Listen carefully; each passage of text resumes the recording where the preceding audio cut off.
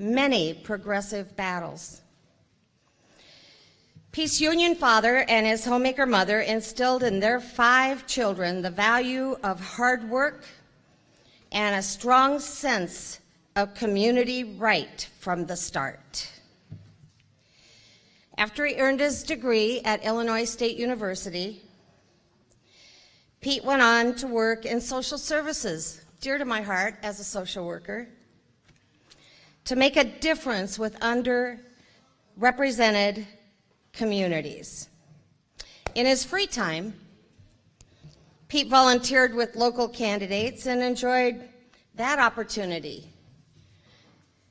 to help improve his community and his state. But Pete was drawn to become a full-time community and political organizer. Thank goodness he landed in Iowa. He came here to help Leonard Boswell be elected as the first new Democrat in Congress from Iowa in a decade.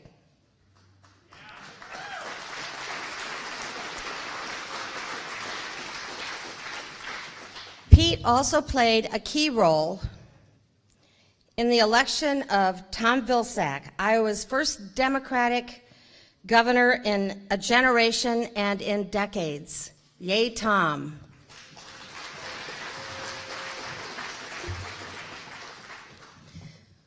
We are all thankful that Pete made Des Moines his home.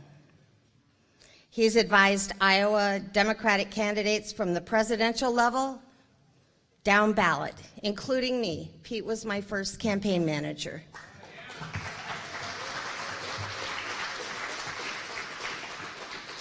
From Pete's base in Des Moines, he's worked throughout the country, fighting and winning battles for workers, for small business, and for everyday taxpayers.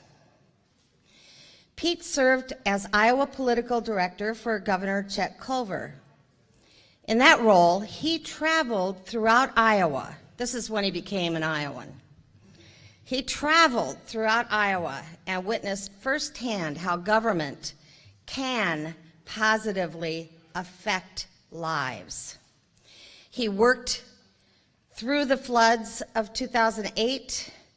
He advocated for marriage equality after the 2009 South Supreme Court Varnum case.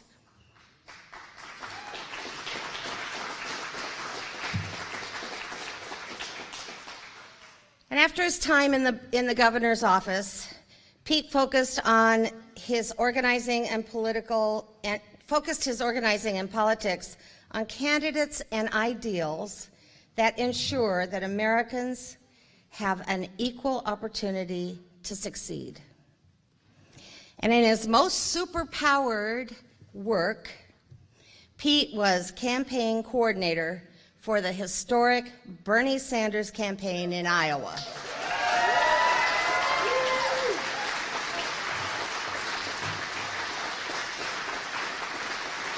In that campaign, they began 56 points down, but they grew exponentially to shock the political pundits with the now famous near tie on caucus night.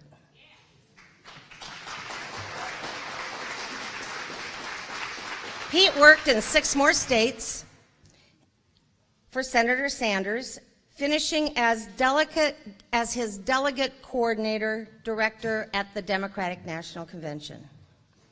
I can tell you that Pete D'Alessandro is running for Iowa's 3rd congressional district, and he will fight for a 15-hour livable wage.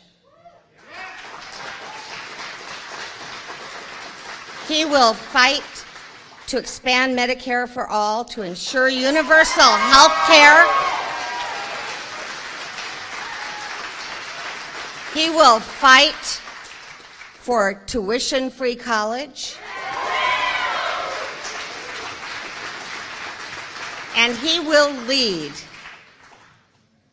lead on addressing the global climate crisis.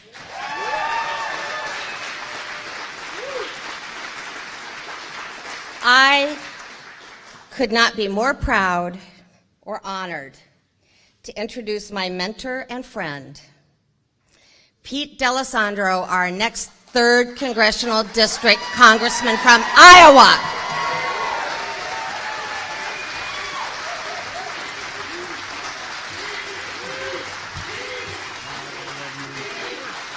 You got the nice small one for you. It doesn't go away if you want to. That's good. That's his. Thanks. Thanks, Marty. Before I start, I do want to do a few thank yous to Sean and Patrick. Are they Sean and Patrick for the music? Outstanding. Thank you so much for keeping everybody entertained while they were waiting. I want to thank Chris from Curate, who for the last couple of weeks has been putting up with everything that we've asked for and has been so important in making this venue so great the way it looks tonight. And I just want to thank everybody here at Curate for all they've done for us. I want to do something that we don't do enough of in politics. I want to thank just a remarkable campaign team that has put us in a position where we are today, that worked hard on this event. And when I say a remarkable campaign team, I mean the team that's there every day that's on staff, but I also mean an incredible group of volunteers that work so hard on this event and are working so hard throughout this district. And I want to make sure that you know how much I appreciate you and thank you for everything you've done. And of course, I want to thank my friend, Marty Anderson, who is truly one of the great progressive voices in our state legislature. And I think as important, for a lifetime before she was elected, she was a great progressive voice for the things that mattered for people in this state. For a lifetime she did that. I am proud to have her support in this campaign. I am prouder to call her a friend. When I first was deciding whether we were going to make this run, I traveled the district, 16 counties. And regardless of where we were, urban area, rural area, regardless of whether we were in an event that was sponsored by the party, an event that was sponsored by a group, or an event that we put together, whether we were in a diner talking one-on-one, whether we were in a small group or in an auditorium, as I was trying to decide whether I would make this race, every single time as I would leave wherever I was, I would hear this voice in the back of my head. And it was the voice of one of my old bosses, Paul Wellstone. And I would hear his voice in the back of my head. And he would say, you know, Pete, sometimes in order to win a fight, you got to pick a fight. And that's when I decided I am going to pick a fight with David Young. And I will tell you this, if you honor me with your nomination, he will know he was in a fight come next November. Now, it may not always be noticeable, but this is not a Des Moines accent. I wasn't born here. You'll hear a lot about that. That seems to be something that some folks like to talk about here, and that's okay. But as another old boss of mine used to say, Tom Vilsack, I wasn't born here, but I got here as quick as I could, I'll tell you. And where I did grow up, just outside of the city of Chicago, 4 siblings, the oldest, stay-at-home mom, and a diaper man for a father. Now, I don't know if you guys all know what that is here, but here's what my dad did for 40 years. For nearly 40 years, my dad would get up every day, and he had a truck that was a little smaller than a UPS truck, and he would deliver diapers to young couples who had infants or toddlers. And then he would take their soiled diapers, and he would throw them in the back of that truck, and he had about 180 or 200 stops a day. And at the end of the day, my dad would take it back to the plant. He would unload those soiled diapers. And then there was another team there that cleaned them. And the next day, the whole process started again. My dad used to say he was one of the few people in the Midwest that worked outside that actually preferred the winters over the summers. But the reason I tell that story, the reason that I say that story every chance I get, is because of this simple fact. And it's part and parcel of why I'm running for Congress, and it's part and parcel of why I want to be a congressman. You see, my dad's work ethic would have been the same regardless. That neighborhood that I was able to grow up in, that I talked to you about because of his hard work, great neighbors, great schools with better teachers, the reason my family was able to grow up in a neighborhood like that, to grow up in a situation where when my dad left that house every day, he knew if something unforeseen happened to him, his family would be taken care of, was because in front of that diaper man, the adjective in front of it was Teamster diaper man. My dad was a labor man. The reason my family was able to live in dignity was because my father had a union contract. And I will tell you right now that if I am elected to the United States Congress, I will not just fight against the things that have been happening over the course of the last generation to take things away from the labor movement.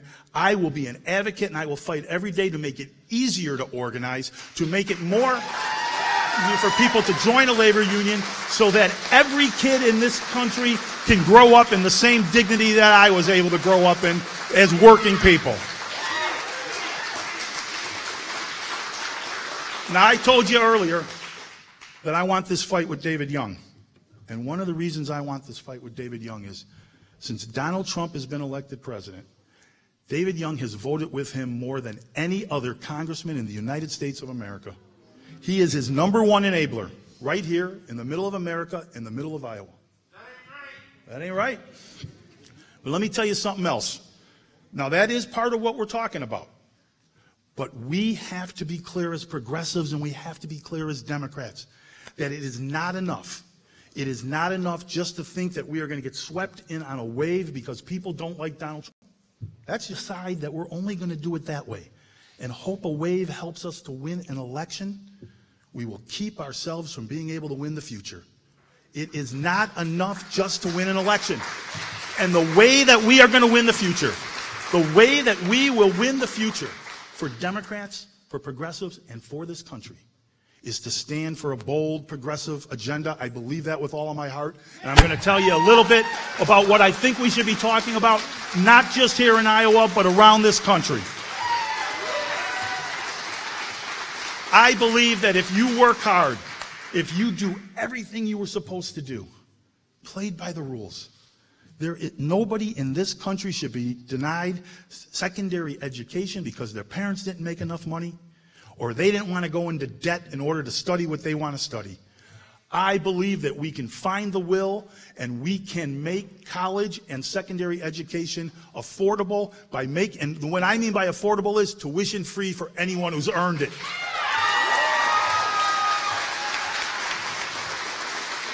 There is not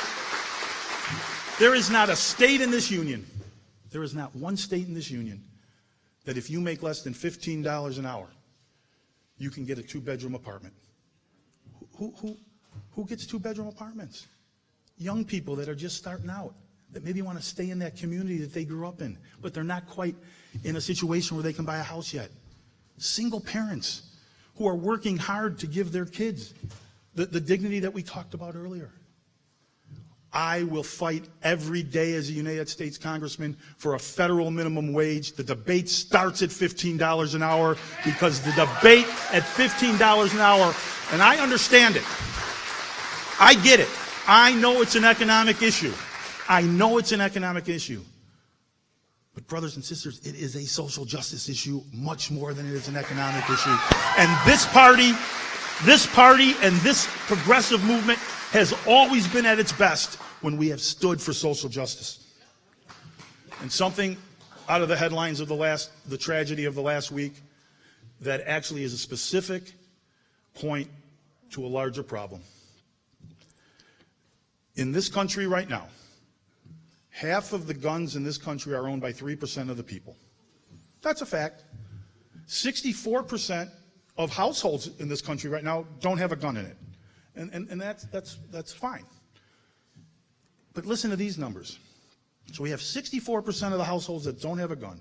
But regardless of whether you have one or not in your house, over 80% of the people in this country, 80% believe that we need stronger background checks when someone wants to go in and buy a gun. 80%.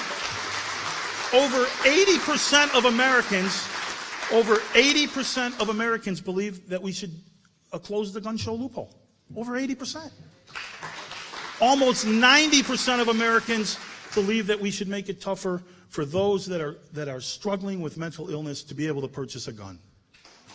And yet, we have not even seen a serious discussion about this issue in the United States Congress. They don't even discuss it, let alone get to the point where we can advocate for these things. I'm all for it. I'm all for it. But let's get back to the reason here. Why we're not having this discussion. The reason we are not having a discussion where 80% or more people support these things, including a ban on assault rifles. The reason that we are not having this discussion is because the NRA is playing in a rigged system in which they can buy congressmen like David Young, and even though 80% of the people want to talk about these issues and want to solve these issues, this is a campaign finance reform issue. We need to reform the system we have right now, and I will be an advocate every day for that to happen.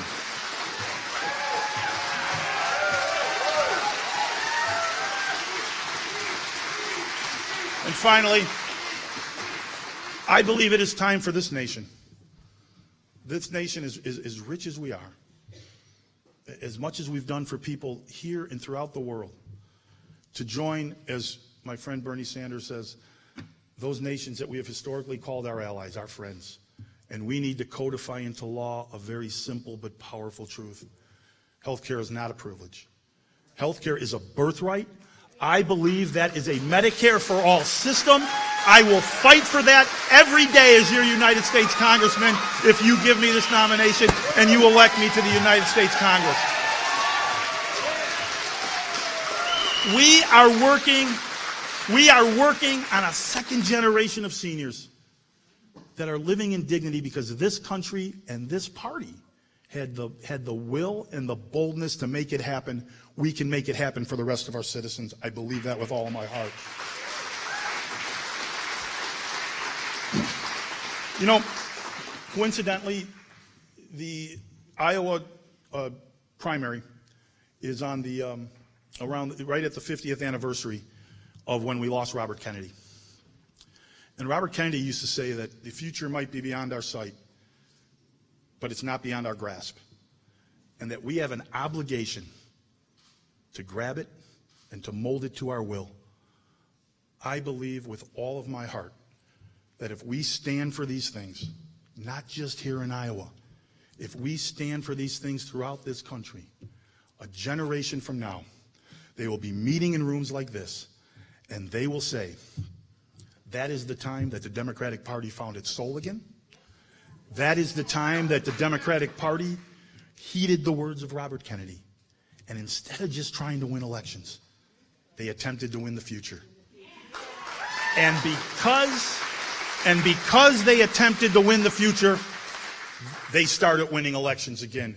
I believe working together, shoulder to shoulder, we can make the will of the people the law of this land. Thank you very much.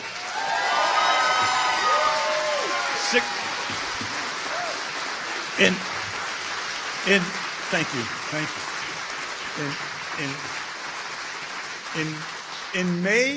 In May of 2015, and I just want to tell this story because I think it's so important about the movement that so many of you were a part of and why it happened.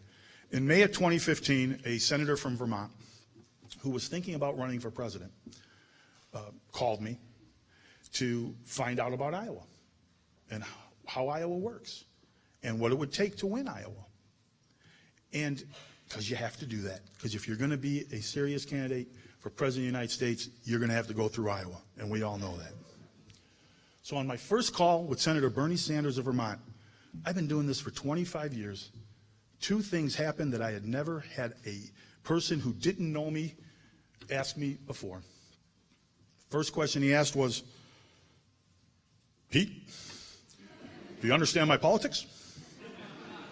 And I said, yes, sir, I do. And then the second question wasn't about, well, how do we organize? How do I win? How does this thing work? The second question, and this is the important question that made all the difference and is why we're still here today in this movement. The second question was, are you comfortable with them? I could have been David Axelrod or James Carville, but if I wasn't comfortable with what the movement was supposed to be, it wouldn't have worked.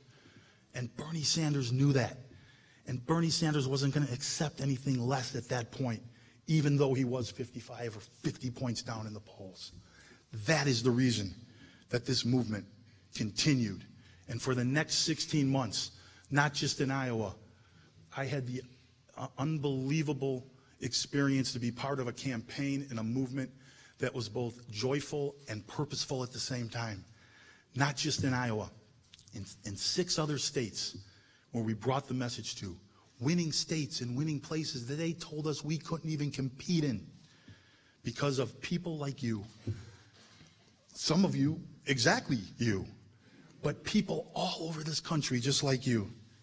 And as we did that, I knew that standing shoulder to shoulder with so many of you, that this movement was led by Bernie Sanders, but it was powered by people like you throughout this country. And so it is such an honor. On that note, it is such an honor for me to introduce to you the man who I really believe embodies that idea that RFK was talking about grabbing the future and being willing to do it. The junior senator from Vermont, another old boss, my hero, Senator Bernie Sanders.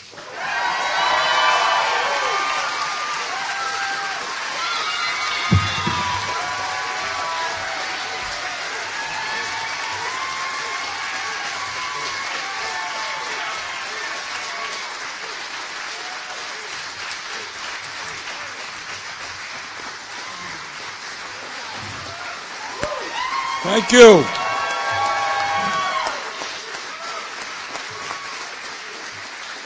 What a great turnout. And thank you so much, Des Moines, for your efforts to elect Pete D'Alessandro as your next United States Congressman.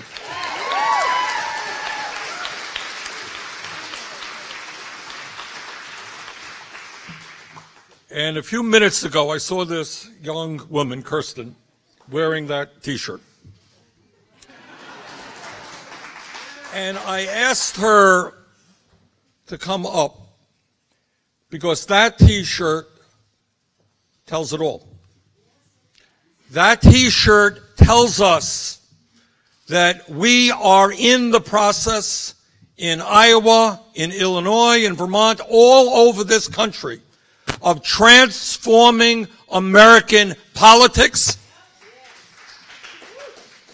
of ending government by the rich and for the rich to a government of the people, by the people, and for the people.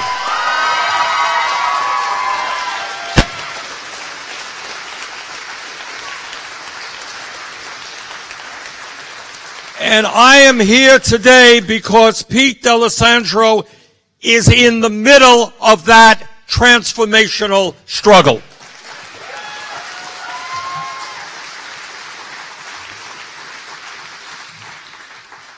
And I want to tell you that the political revolution is sweeping this country, winning victory after victory after victory.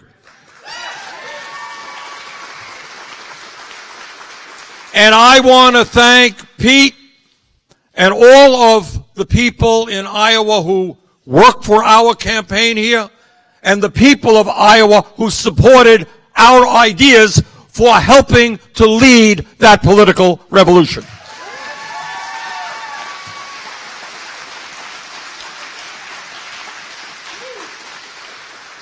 When we came into Iowa, we were, 40, 50 points behind, and we ended up just losing by a hair. And that's because of the work that so many of you and Pete did. But here is the most important point about what Iowa is about. We came into Iowa with a set of ideas that at the time seemed very, very radical. And all over this country, people were saying, oh, those ideas are too radical. You got to go more mainstream. People in Iowa are not going to accept those ideas. Well, the people of Iowa did. And we went to New Hampshire. We won by 20 points, and we ended up winning 23 states throughout the country.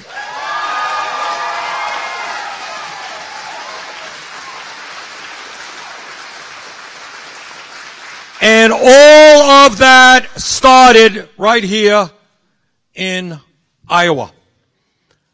And what started in Iowa was the idea that when we talked about making certain that if in America you work 40 hours a week, you should not live in poverty, because we should have a national minimum wage of $15 an hour.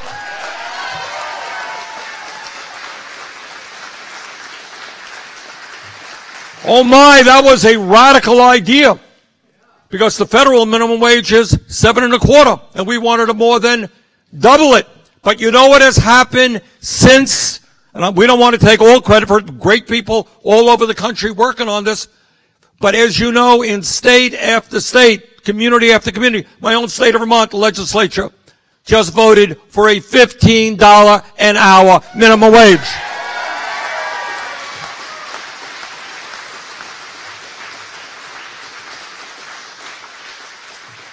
Seemed like a radical idea until we brought it to the people, and the people said, no, it's not so radical, it makes sense. Right now, all across this country, there are states and communities that are saying, as Pete has said, that in a competitive global economy, if our young people are going to get decent paying jobs, we have got to make public colleges and universities tuition free.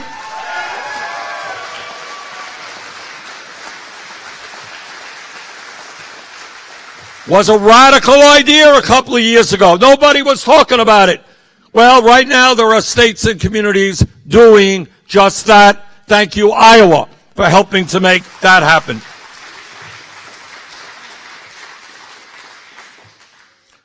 Here in Iowa, we talked about a broken criminal justice system that has more people in jail in America than any other country on earth. We spend $80 billion a year at the state, local, and federal level locking people up.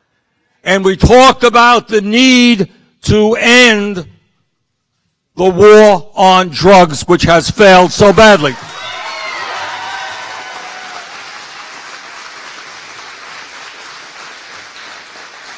That we were not going to arrest people, sometimes jail people, but destroy people's lives for the crime, among other things, of smoking marijuana.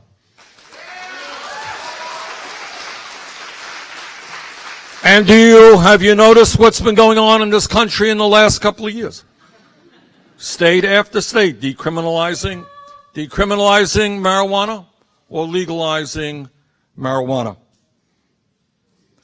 During this campaign here in Iowa, we came before the people of this state and we said there is something fundamentally wrong when in the United States we are the only major country on earth not to guarantee health care to all people as a right, not a privilege.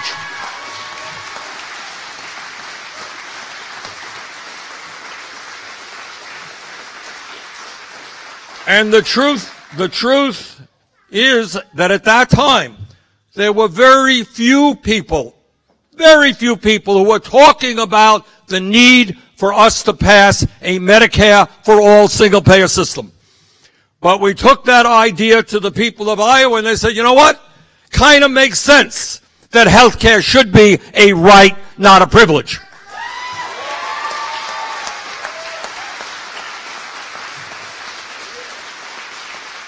And now what you're seeing all across the country is more and more candidates coming on board the idea that Medicare for all is the most cost-effective, intelligent way to guarantee health care to all Americans.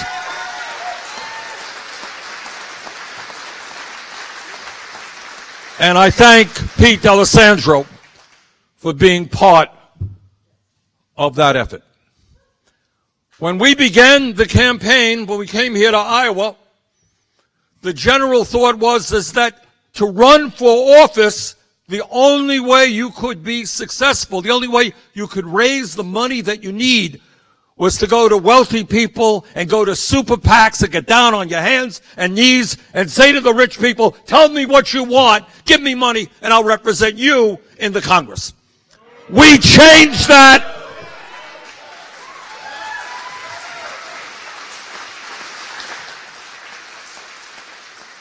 And now all across the country, progressives understand that the political future is not with super PACs.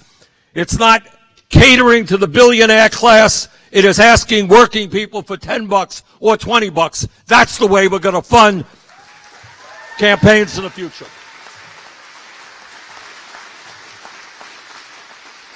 And Pete D'Alessandro understands that when we talk about campaign finance, not only do you get your money from individual contributions, from small contributions, more importantly, we need fundamental campaign finance reform in this country, which means overturning that disastrous Citizens United Supreme Court decision.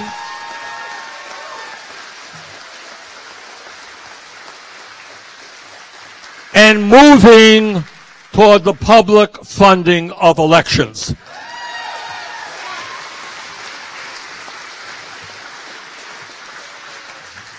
Pete and I hold the very radical idea that in America it should not be billionaires buying elections, but one person, one vote deciding who our Congress and our representatives are.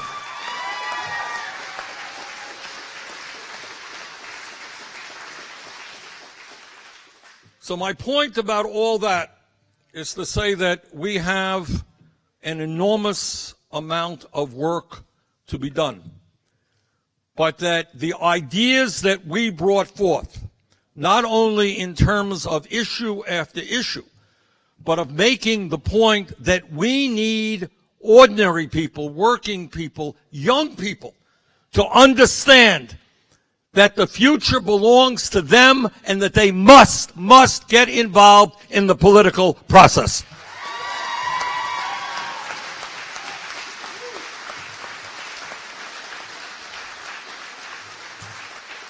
And we are seeing that all across the country. We saw that a few months ago in Virginia. I loved it.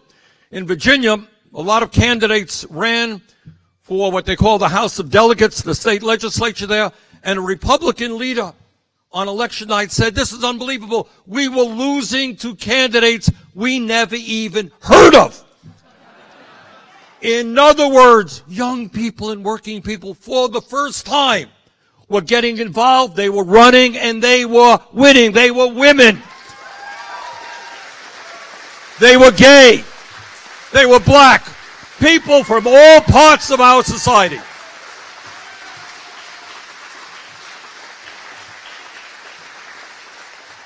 And if anything, what the political revolution means is don't sit aside and think that the other person is so smart that they deserve to be in Congress, they deserve to be president, they deserve to be in the state legislature. Break through that psychological wall.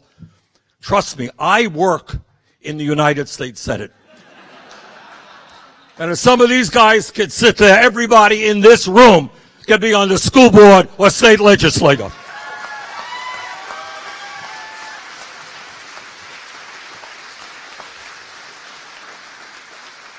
You know, and one of the impediments that we have is that for many of us who have not come from wealthy families, working class families, it's a little bit hard when you begin. Hey, am I smart enough? You know, my dad was not a big shot. Can I do it? And I want everybody in the room to understand that if you have a heart with compassion, If you're willing to work hard, yeah, you can do it. So I would hope that people here not only get heavily involved in Pete's campaign, you think about running for school board, think about running for city council, think about running for legislature, think about running for anything you want. The future depends upon millions of people getting involved, and I beg of you, please get involved.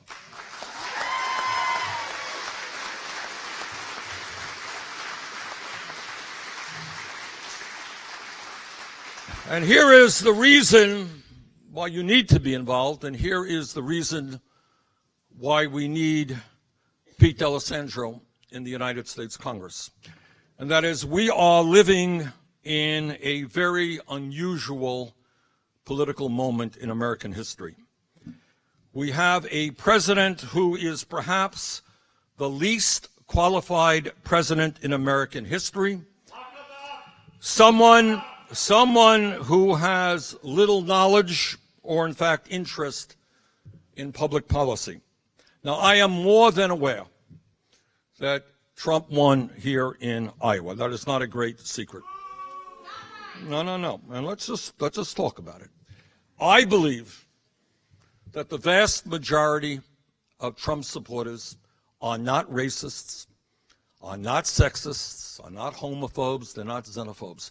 I believe that the reason, not here, just here in Iowa, but all over this country, that so many people voted for Trump is that they are hurting. They're hurting economically, and they were looking around, and Trump was saying a lot of things that appealed to them.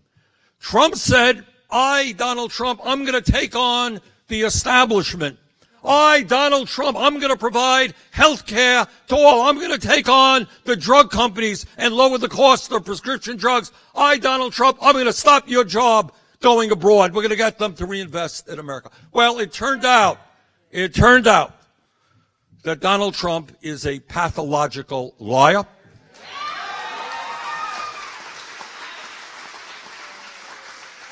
He lied to the people of this country during the campaign, and he has been lying virtually every day since. When Trump told the American people that he was going to provide health care to everybody, that sounded pretty good. It turns out that he ended up supporting legislation that would have thrown over 30 million Americans off of the health insurance that they currently have. Now, I think that if the people of Iowa and people all over this country knew that that was his plan, if Trump had the guts to campaign by saying, I'm going to throw tens of millions of people off of the health care that they already have, I doubt very much that Trump would have won Iowa or many other states.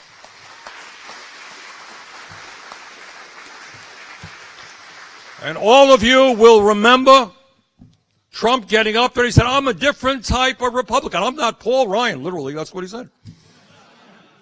And he said, I am not going to cut Medicare or Medicaid or Social Security. Not me. I'm not going to do it. I want everybody in Iowa to know that he lied to you about that as well. I'm the ranking member of the Budget Committee. He brought a budget which would cut Medicaid by $1 trillion over 10 years. $1 trillion. And in Iowa and all over the country, we are concerned about the opioid epidemic. Well, a lot of people get their treatment for opioid addiction through Medicaid. People go to nursing homes on Medicaid. Children get their health care on Medicaid. He said he wouldn't cut it. He cut it, proposed to cut it by $1 trillion. He said he wouldn't cut Medicare. His budget includes over $500 billion in cuts over a 10-year period for Medicaid. He said he wouldn't cut Social Security. His budget includes billions of dollars in cuts to Social Security disability benefits.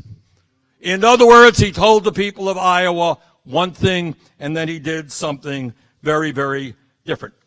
Trump campaigned and he said, I want tax reform that is going to benefit working people, not the rich. Well, guess what? His tax bill at the end of 10 years provides 83% of the benefits to the top 1%. He lied on that too. Some of you may have noticed just the other day, Bill Gates, one of the richest people in America, Gates came forward and he said, I am a multi-billionaire. I don't need a tax break. I need to pay more in taxes. Bill Gates is right.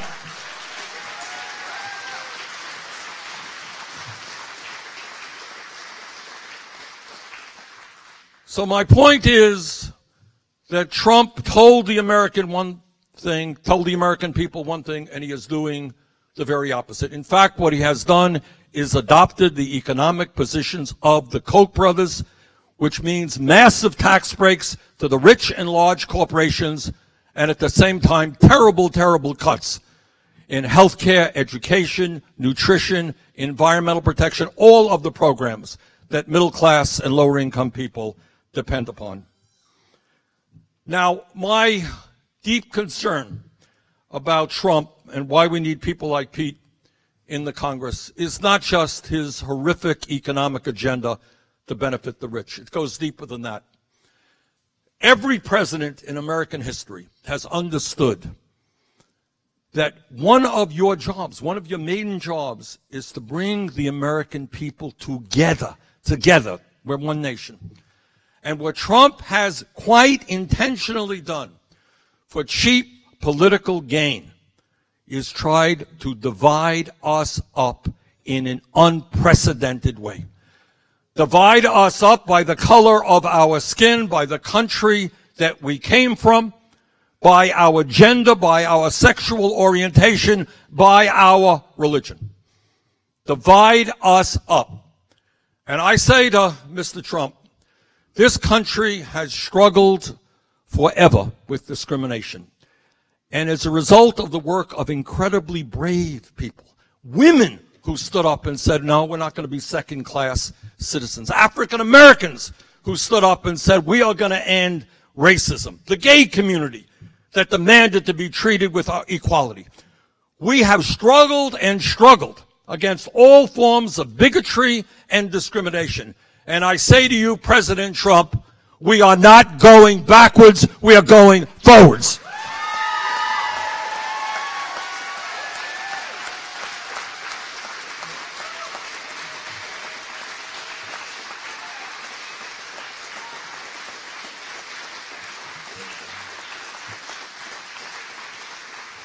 But Pete is running for Congress not just to oppose Trump's reactionary and divisive agenda. He's running for much more than that.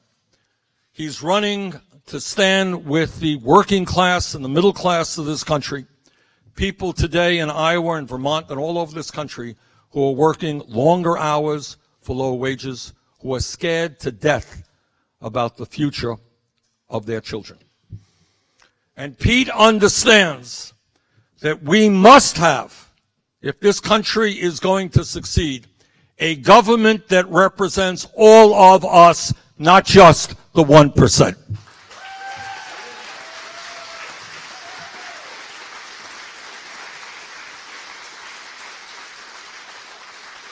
Pete understands that there is something fundamentally wrong with our economy when you have 3 of the wealthiest people in this country who own more wealth than the bottom half of the American people. And that there's something wrong when more and more income goes to the people on top rather than to the working families of this country. So Pete and I are going to work together to deal with the great issue of income and wealth inequality in America.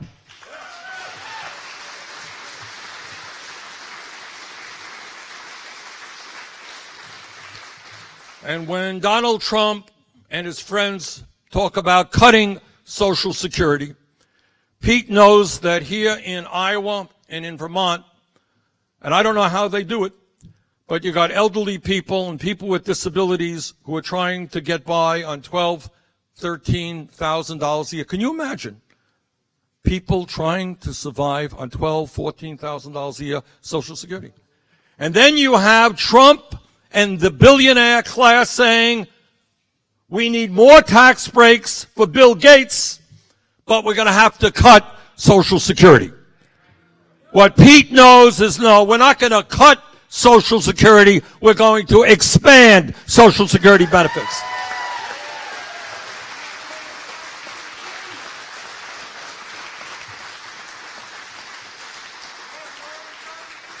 And Pete knows that one of the great moral issues of our time deals with immigration and the need to protect the 1.8 million young people who are either in the DACA program or eligible to be in DACA, that we are not going to take away their legal status, and we're not going to sit back and allow anybody to deport them.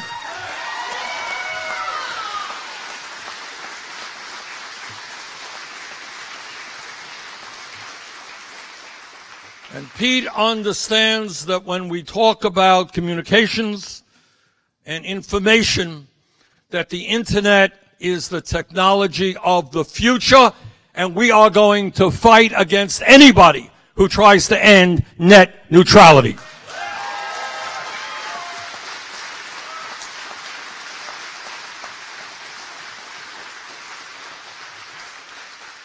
Now, Pete made the point during his remarks, which is the key point, is that on issue after issue, whether it is health care, where the vast majority of the American people believe that health care should be a right, whether it is tax reform, where the vast majority of the American people do not believe that billionaires need more tax breaks, or whether the issue is guns, where the vast majority of the American people believe we need sensible gun safety reform.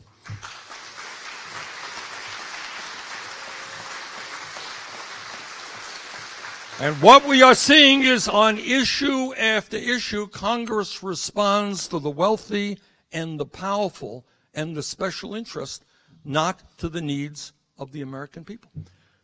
Now, you go out in Vermont, and we are a rural state. We've got a whole lot of gun owners. We've got a whole lot of hunters. Same thing here in Iowa, same thing all over America. And you ask people whether or not people should be able to buy guns without undergoing a background check, people will say that is nuts. And they say that in overwhelming numbers. We need to end the gun show loophole.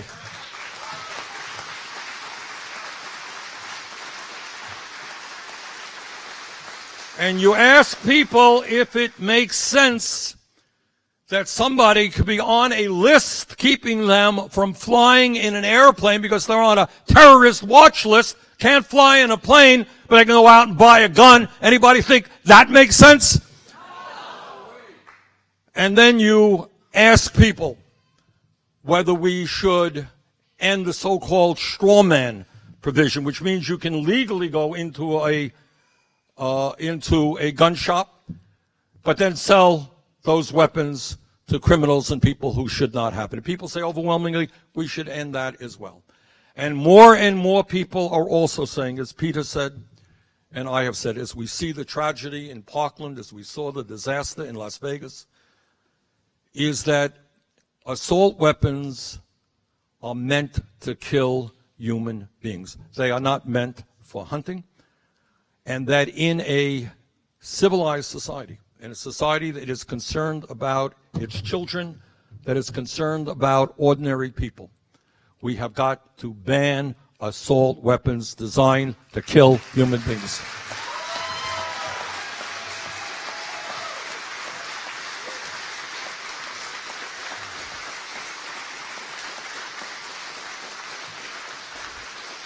And the point that I'm making here, and there are a lot of other things that we can do. It's a very difficult issue. The gun issue is very difficult. There are hundreds of millions of guns in this country. There are 5 million assault weapons that are out there already. And what is scary is that walking the streets of America today are thousands of people who may be suicidal, who may be homicidal. And what we have also got to do is to make sure that those people have access to the mental health treatment they need.